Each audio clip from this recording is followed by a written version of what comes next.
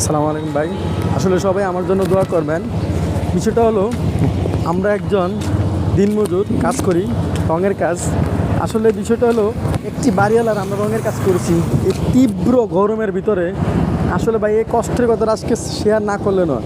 কাজ করার পরে উনি টাকা দিবে না, ওনার উসিলায় এই সেই কত আবি যাবি, উনি যা উসিলা দিচ্ছে উনি টাকাই দিবে না। পরে অনেক মানুষ নিয়ে অনেক যাই ঝামেলা করে এই টাকাটা আনছি। তাই বিশ্বাস করেন, উনি এতটা হিংসুটে, এতটা জানোয়ার। ওনার যখন উনি কাজ করাবে তখন উনি এত সুন্দর সুন্দর কথা বলছে যে কাজ করে দাও, কাজের লাস্টে তোমাদেরকে এক টাকা আমি রাখবো না, এই সেই বলে উনি কাজটা শেষ করিয়েছে। ভাই বিশ্বাস করবেন না, কাজটা শেষ করার পরে উনি আমার সাথে উল্টা পোল্টি। কাজটা শেষ করলাম আর উনি পোল্টি আরম্ভ করে দিল।